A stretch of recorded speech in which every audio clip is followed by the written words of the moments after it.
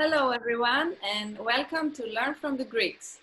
My name is Daphne Petychakis. I'm the trade officer at the Consulate General of Greece in San Francisco, and it is my pleasure to introduce to you today's guests, Drew, Delis, and Michael Petychakis of the company Orfium. Hi, Michael, and hi, Drew. Thank you for joining us. Hi, Daphne. Thank you for Hi, inviting Daphne. Yeah, thank you for having us. Drew is joining us from LA, and Michael is joining us from Greece, Athens. Michael used to travel back and forth, but now with the pandemic, he is in Athens. Yeah, I enjoy, COVID-free in Greece. So, And we are all very envious of you for that. So let me start by saying a few things about Orpheum and our two guests today.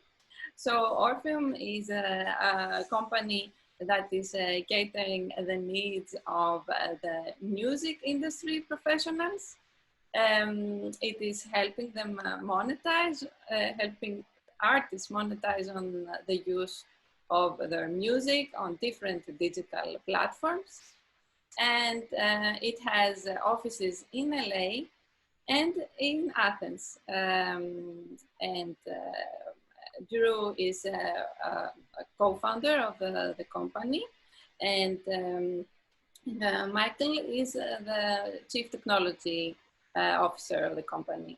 So Drew, let me start with you. Please introduce yourself in more detail. Hi, yeah. Thanks again for having us. My name is Drew Delis. I'm the co-founder and chief operating officer of Orpheum. I originally am from Southern California, San Diego, where I grew up, and then went to university, and then moved to Los Angeles to attend law school. And that's where I met my co-founder, Chris Mahoney, as well. And we started Orpheum back in 2015 out of Los Angeles. Yeah. I see. And how about the name Orpheum? It wasn't difficult to choose, right? Because I guess most of our viewers know, but Orpheum is inspired by Orpheus from the Greek mythology, who was, I guess, the most talented singer-songwriter back then. That's right. Huh? And he had the power to charm everyone with his the playing of the lyre and in his singing, to charm even wild beasts and change the course of rivers. So I guess it wasn't difficult for you to choose that name. Tell us about the process of choosing the name. Yeah, it was actually Chris, the other co-founder, who came up with the name. And you're right, it's based off of Orpheus. And I believe Orpheum means a place of Orpheus, or a place of music. So, that was in line with what we were trying to build in terms of building a solution for copyright owners to monetize their music. Right. And moving on to Michalis. Michalis, when we first met, our first telephone conversation about a year ago, I think, I was fascinated by the story of the creation of the Orpheum Athens office during the very harsh economic crisis of the last decade, where people were fleeing the country. You decided to open the office in Athens. Tell us a bit about that. So I'm Michael Petychakis. I'm the chief technology officer in Orpheum, and I actually met Chris and Drew 5 years ago. So when the guys had the idea, they were looking for somebody to help them with the technology. So through a very good friend of Drew and mine, we met over the phone, and we decided to work together. Actually, okay, initially it was just a project, but then we started liking each other. We started working together. We were a good team. We started growing a little bit. I had my other colleague, Dimitris Papaspiros, with me. So we formed a team of 4 people. And then we started growing a little bit. But it was 2015. It was the referendum. It was really, really bad in Greece. And 2016 again was a harsh year. So at that point, we started realizing there is a great opportunity in Greece because all the talent was leaving through brain drain. So we could hire Greeks that they were willing to stay for a lower salary than London, but still work and prosper in Greece. So initially, this is how we started, and then we saw okay, there's unlimited potential. We brought friends and family from London, from Italy, so we have Greeks coming back. But now, okay, now we're a full-grown company. We are 90 people in our office in Greece right now, so we've grew a lot since the last time we spoke with Daphne. So actually, now people choose to leave London or Amsterdam to join us. I'm very glad to Yep. hear that because it was painful to see so many young people leaving the country. And And actually, to be honest, COVID helped us a lot because many Greeks came to work remotely and now they don't want to go back like ever. So they say, Greece has moved on. We're on a new chapter. I see, I see.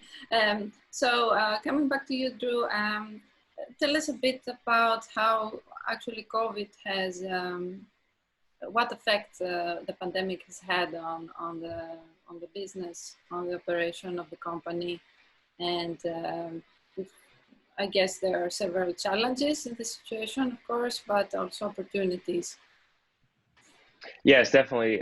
It's been a very challenging 6 months. I think when this all started, we were expecting, maybe we would be remote for a month or two max. But once we realized that was not going to be the case, we had to make some plans for, really operating kind of remotely for a longer period of time. We were very lucky because, the majority of our business is centered around digital use of music, so online, which in fact, after the pandemic rose, more people were online consuming content. So from that respect, we saw a surge. We were, negatively affected by the decrease in advertising spend on the different platforms, but we've weathered that storm so far. Um, we are pretty used to operating remotely. We have an office in LA with about 45 people now. Like Michael said, 90 people in Greece. So, we have daily video calls across the two offices. So that really nothing changed in that regard. But I think within the two different offices, it was a challenge to, run, to scale because we're fortunate in that we're growing very fast. So we've been hiring throughout this entire process. I think in Athens, and Michael can correct me, I think we hired 25 people during the lockdown of That Athens. was In LA, like we've hired, the first 2 months, but then we continue hiring. Like since the yeah. last 6 months, we've doubled. Like we hired overall 45 people, I think. So, yeah. How is And in that? LA, yeah. Sorry, Drew, please go. No. Just in LA, we're growing as well. So it's one thing I think to operate remotely. It's another thing to grow the team and to try to onboard people and teach them, about our culture and how we operate remotely, which has been a challenge. It's forced us to really step up on our communication skills. But I think we will come out of this stronger. So the teams are working from home mostly, also in LA and in Athens? In LA, yes, we're still remote. But in Athens, I mean, Michael can share, but Yeah, I mean, in Athens, we're back to normal for almost 2 months. Like, okay, again, we tried today. We said, okay, let's reduce the number of people attending the office, but we were completely back to normal. Everything was normal, like everybody in the I office, see. meetings, business as usual. And the hiring process over Zoom, how is that different to? And Michael, if you could adjust your sound a little bit, I think it's low. Oh, really? Okay, sorry. Um, so initially, the remote hiring process was very new to us because, just to be honest, like I always want a person to person communication, like feel the other person's vibe. But we have to be creative. Like you can understand if you like a person or if you can work with the person remotely. Yes, you can be adaptive. We found other techniques to evaluate candidates, but it didn't stop at all. And I'm very, very glad to see that the way we've built the team so far has helped us move on, to the next phase of hiring remote people. And I think right now we even think of start having completely remote teams globally, like let's have a person in Australia who wants to work in Orpheum. Yes, we can now give them that opportunity, so it opens new opportunities. Yes, it does open new opportunities. So that brings me to my next question that has to do with your company's journey and possibly some obstacles that you encountered along the way and how you overcame them. And because I believe it's a useful story to hear also for some of our viewers who are interested in entrepreneurship and are young and thinking of their first steps towards that direction. So, Drew, if you could share with us a little bit about that. And also, since maybe some of our viewers are not very familiar with the music industry and how this service that Orpheum provides works, if you could also share a few things, a few information about that. Sure. Yeah. So really what we do at our core is we build software to help copyright owners identify when their music is being used, which then results in a royalty payment for them. When we first launched the business, the idea was to do this plan. We saw there was a need in the market. The thing that's changed the most has really been our user base. At first, we were really focusing on individual artists and songwriters.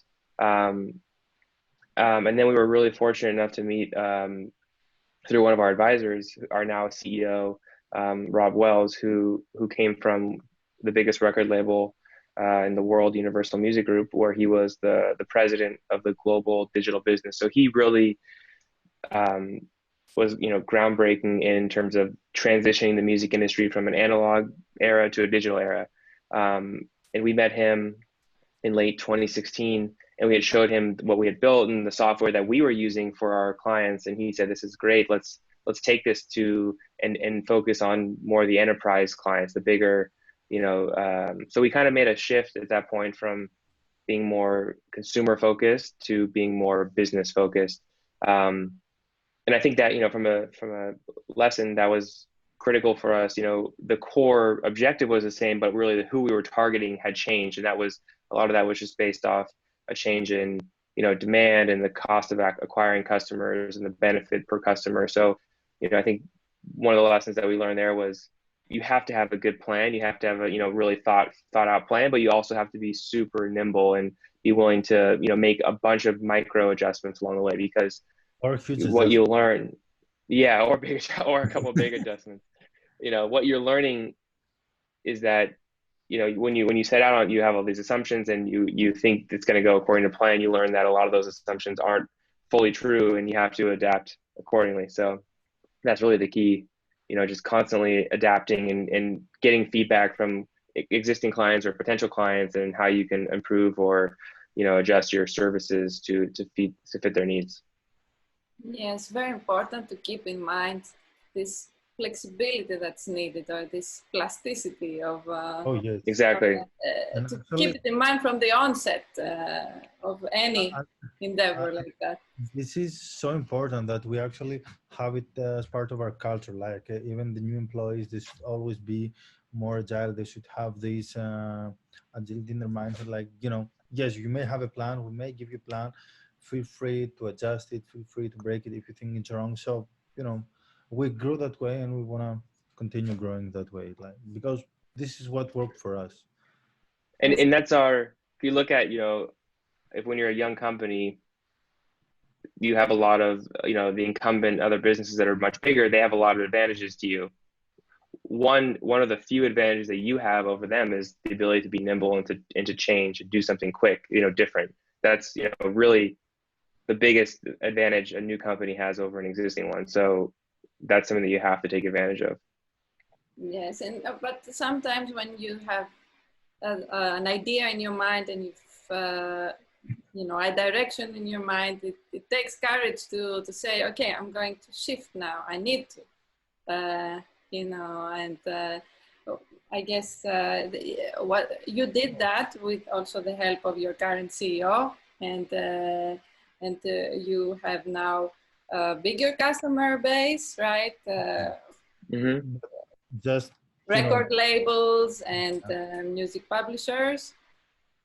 I mean, Yeah, exactly.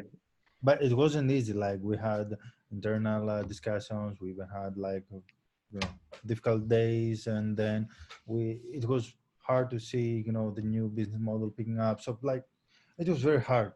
It was never easy, and when you start such an endeavor, you shouldn't expect it to be easy. Like it's hard. The road to success, yes, the road to success is definitely needs a lot of hard work and the ability to change course when you see obstacles in your way. So I'd like now to shift a little bit and go to another subject that has to do with your Greek heritage and your Greek roots. Drew, let's start with you. Talk to us a little bit about your family's history and how it's connected to Greece. Yes. So my father's whole family is Greek. They're all from Crete. Part of their family is from Hania. The other part is from some villages high in the mountains. They came over, I think, after World War II, shortly after World War II. And my father was born here in San Francisco, and then moved to Southern California later on. So it was really a complete coincidence when my friend who I spoke with, who's actually also Greek, who Michael and Demetrius studied with, got their PhDs together. When I asked him, "Hey, do you have any friends, that might be interested?" and he referred us to Michael, that it was never our intention to go build this company like in Greece, or even the name Orpheum. It was just a total coincidence that with relation to my heritage, but it all worked out. Did you talk Greek at all at home with parents or a little bit growing up with my grandparents mostly, but now I'm not very good at Greek. His father still speaks a little bit Greek, like I see. Yeah. And so it so happens that all three on this Zoom call have roots in Crete. So yes, actually, as you can tell from my last name too. Yes, and also my last name, Petychakis, but also the dark hair and dark eyes, everything dark.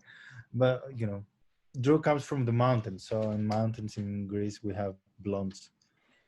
We do, right? But Drew, let me ask you: did you know when you first met Michael that his last name means the successful one? Did you know? I think he told me. I didn't know right away, but I think he told me within maybe the first hour of us meeting. No. It's a good person to have on your team, right? It's like it's right. It was a sign. It was a good sign. So Drew, you've visited Greece a couple of times, right? Do you have any favorite places? Yeah. You'd like to go back to? Yeah, I mean, the first time I ever went to Greece actually was in 2016. After working with Michael and Demetrius for about a year and a half, Chris and I made the trip over, and we spent, I think, about almost 3 weeks there, about half the time in Athens and half the time in Crete, and it was incredible. Michael took us everywhere around Crete. It was such a great time. Now we go probably 4, 5, 6 times a year, for a couple of weeks at a time. My favorite thing to do is definitely in the summer go to the islands. It's so beautiful, and then also the food is incredible. I love going to like a good Greek restaurant. Any favorite dishes for you? Yes. the Dhaka salad and halloumi cheese and Duck, right? Yes. yeah, and just Some anything like lamb. Lamb, oh, yeah. Yeah. favorite. So, But Michalis, where did you take them when you went to Crete with the two of them? oh, we went Rethymno, Iraklio, and Chania, but obviously we went to all the beaches around. So yep, we spent as Drew said like 10 days. So we went everywhere. It was great. Yes. And Crete is an island that offers a lot, not only beaches, the mountains, the villages, Yeah. and a lot of culture too. I don't know if you went to any of the archaeological sites on We did. We went to Knossos, I believe. Knossos. Yes, right. Yeah. That was, And no, where else did we go? I'm trying to think. I think we did some archaeological stuff, but I don't remember right now. I just remember the beaches or the taverns. Okay, we Oh, had this. we went to your village. We did the celebration in your village. Oh yeah, that was fun. Yeah, Was so it we went to Panigiri? Was it yes, yes. So we were dancing, all of us around, the circle. So Panigiri is a celebration that takes place in and now on the this year they're villages. forbidden. Yeah. Uh, During COVID, unfortunately, these had to be cancelled. Usually, when the church in the central square of the village has the saint of that church is celebrated, then it's when the Panigiri, the celebration, takes place. And it's also always a very joyful event for the village and the region. But we all hope that at some point this pandemic will end and we'll be able to celebrate freely again. So Yes. yes, not only Greece but all over the world. Obviously. Of course. So and let me come back to the company. You're now expanding it and growing it both in Athens and LA. Any other plans other than maybe getting a few people on board from other countries, as you said, with remote work? Yeah, I mean we're definitely growing much faster, I would say, in Greece than in anywhere else in the world. That's largely due to the incredible talent pool that's there for computer engineering. We're so lucky to have that resource. And Michael has done an exceptional job in building a culture there and recruiting and really building a strong presence and something for Greek computer engineers to be really proud of. We're just growing. We're seeing a lot of new opportunities, new business lines, as with our existing, that our existing clients tell us about. So a lot of development going on. We're really excited. Mm-hmm. And just a small quote here, like I believe yes, we grow a lot in Greece, and we plan to hire 50 more people before the end of the year, and we will continue hiring. So we grow extremely fast. But I see Greece changing. I see, the culture here adapting to the U.S. culture, and people are more mindful of, why should I go to work in Germany to the U.S. Like, I have the same opportunities here in Greece. So this is what happens me more, and I see this helping many companies and startups coming out of Greece over the next few years. So, Michael, you don't see any shortage of data scientists or computer scientists, and software developers in Greece? Yeah, I mean, obviously, it's not the easiest thing, but I think once you understand what people want, what their career prospects should be, and give them the options. So what I understand in Greece, obviously, we don't have that many senior people in specific areas like product managers, senior BI engineers. There are some, but not that many. So, first of all, you can grow some other people to those roles, or we have unlimited talent pool in Europe. So we have Greeks that really want to return for their own personal reasons. But as far as I understand, by speaking with those people, was always that, you know, everybody wanted to stay in Greece, but they didn't have the opportunity to get the same experience by working on a Greek company or the same career opportunities. So as Orpheum, we try to provide those so people are willing to return. And what I like to say is that, in Orpheum, you can um, experience a Silicon Valley experience just from Athens. Hyper growth, crazy, schedules. Everything is quite, not that Greek, but we're doing this from Athens. I see, I see. So connecting with the Greek diaspora is really important, right? Okay. Yes, exactly. I mean, it's literally extremely important because we bring people from big companies, so they have the experience by working on 15, 20 years to large tech companies, so they bring this experience back to Greece, so they help the whole ecosystem. So I say that the Greek ecosystem in 10 years is not going to be any different from Amsterdam or London. So we're growing a very mature tech ecosystem in Athens, Greece overall, because also Thessaloniki and Patra are doing an amazing job. So on this very optimistic note, I'd like to thank you both for participating in Learn from the Greeks. Thank you, Drew. Thank you, Michael. And we wish every success to the continuation of the growth of the company. And to our viewers, thank you for watching Thank this you very much, episode of Daphne. Learn from the Looking Greeks. forward to meeting you in person very soon, either in San Francisco or more preferably in Athens. But Yes, let's try and all meet in Greece soon. Sounds good. Thank you so much, Daphne. Thank you for the invite. Thank you, Drew. Bye. Thank you, Michael. Have a great day. Bye. Bye. You too. Bye. And to our audience, stay tuned for another episode. Bye. Bye.